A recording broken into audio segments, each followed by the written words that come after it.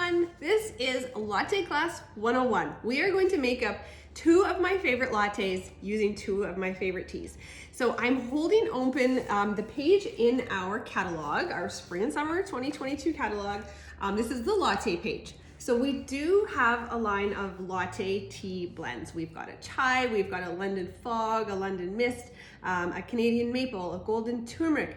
We've got quite a few, but what I'm going to show you here today is that you can actually make a latte out of absolutely any loose leaf tea. So I've just grabbed two of my favorite teas and we're gonna make two of my favorite lattes. So the ticket, what you need to have to make great tea lattes at home is a milk frother. So that is the ticket. You wanna have that nice creamy froth to make your lattes cafe worthy.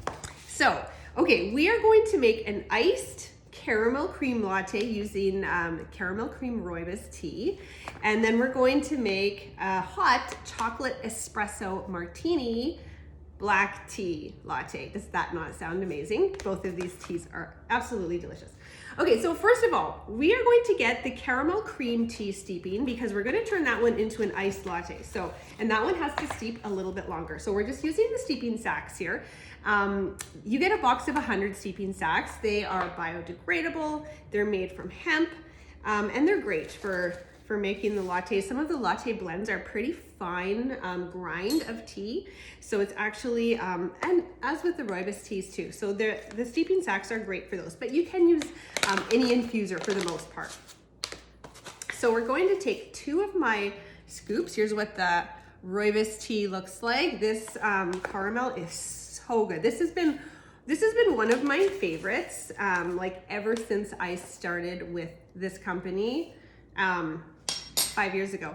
It actually used to be a caramel rooibos latte blend, and then they turned it into just one of our regular tea blends, which basically it tastes the same. Amazing. There's actually organic chocolate chips in here too, like yum.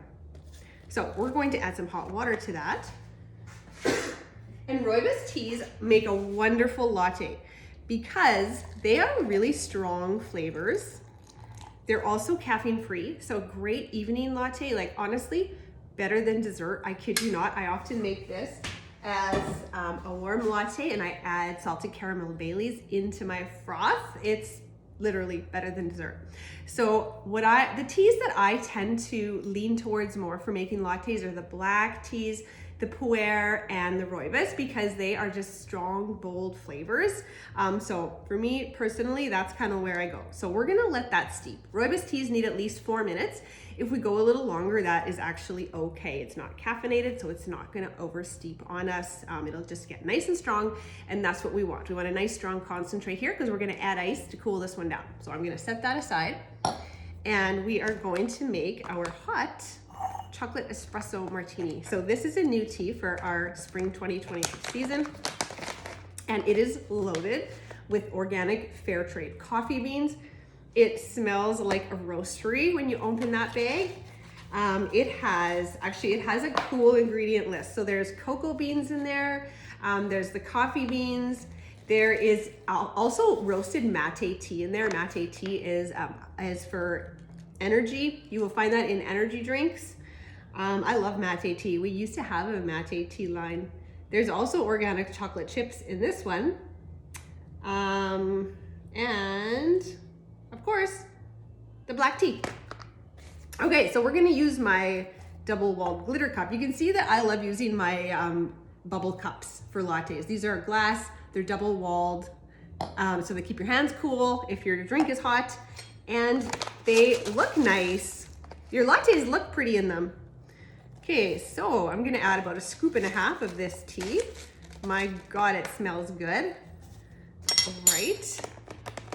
So basically when you make a latte, you need your steeped tea, about, half to 2/3 of your cup.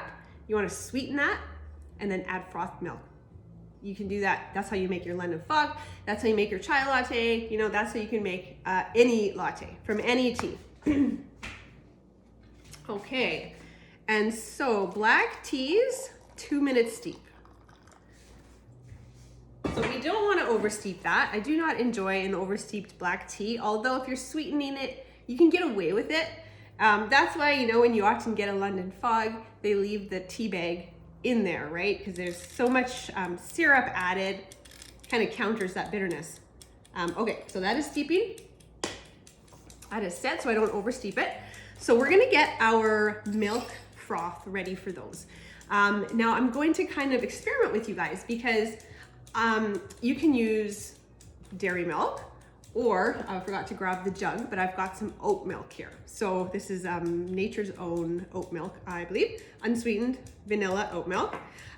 So for the hot latte, we're going to froth up, and I've actually got 2 milk frothers here because this is the one we currently have.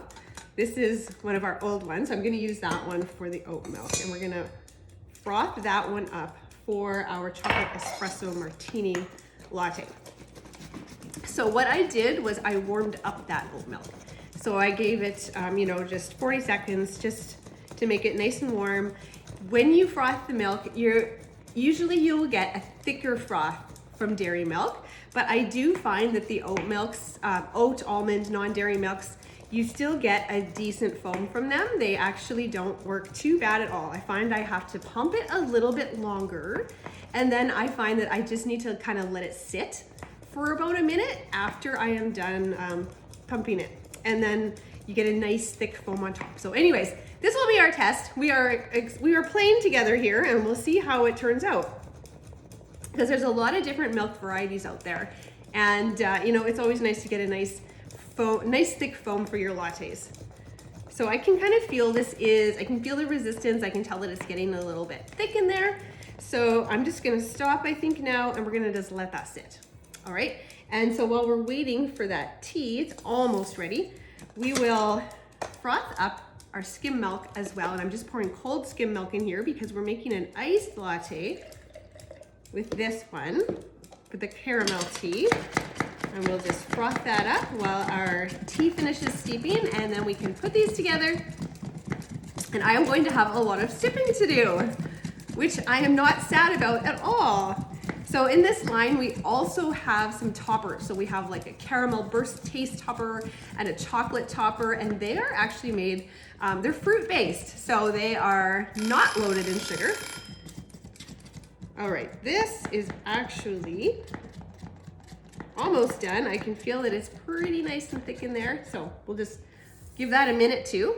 All right, I'm going to remove my tea bag from my chocolate espresso martini tea. And I'm also gonna remove my tea bag from my caramel tea because I know that has steeped long enough as well. Okay, so let's make this one.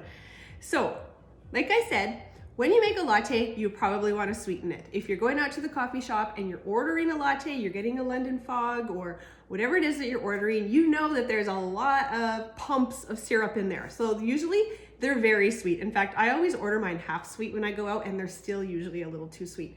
So that's what I love about making them at home. I can control the sweetness and what I use for a sweetener. Plus, let's be honest, I'm saving myself like $5 or $6. So that's a bonus too.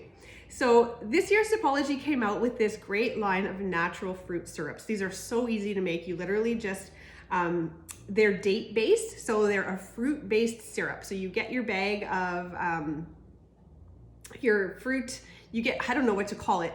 You get it in a bag anyway. You just dissolve it in hot water and it turns into a syrup that you can put into your little flask here. It comes with these flasks and store it in your fridge. So there's 3 flavors. There's French vanilla bean, that's what this one is, and there's a candied lemon, and there's, I believe it's peach mango. So I'm waiting on those ones. Those ones are going to be great for sweetening iced teas, making cocktails and mocktails. I've got lots of plans. This one is amazing in just about any nice warm latte, so it's gonna go great with the chocolate espresso martini tea. So I'm just adding in like a teaspoon or so of that. We'll give that a little mix. Okay, let's see how our froth made out. Not bad at all. It's about doubled in size. So that is oat milk froth we're putting on top of there. Beauty. And then let's take our chocolate burst taste topper and sprinkle that on top. Give that a little swirl.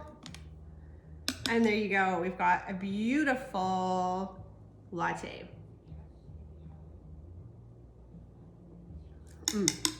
So delicious. Okay, now let's make up our caramel. Okay, so we've got our hot caramel tea concentrate here. It's nice and strong. I used 2 scoops. If you want to make a tea strong, don't steep it longer. Use more tea, because if you oversteep it, it might get bitter depending what tea type it is. So the rooibos teas are fairly naturally sweet. Some people don't add any extra sweetener to them if they're making a latte. Pardon me. I like to add a little bit though, because to me a latte is a treat and I do like it to be a little sweet. So I'm gonna add a teaspoon of that to my caramel tea, and then we'll check on our froth here. Oh yeah, you can see how nice and thick that is. So that is the skim milk. It literally gets so thick. You can scoop it out.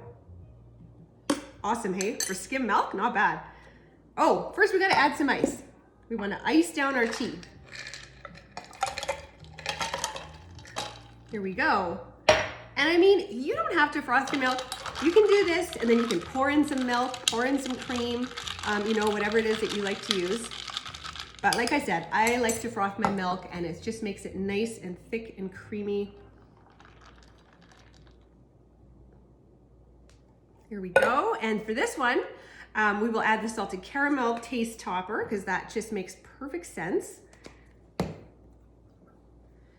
And then we'll just give that a little swirl. Like, look at how thick that is. So lovely. Mix it up a little bit. I would add a straw in here. Probably head outside and have a little sip and enjoy. If you love caramel, you will love that. If you enjoy coffee and tea, you'll love this. And this one makes a really nice iced latte as well. So there we go. That, in a nutshell, was my Latte 101 class. And if you have any questions, I am always here. I have more demos. I have tons of recipes, and I'm always happy to make recommendations. Cheers, guys.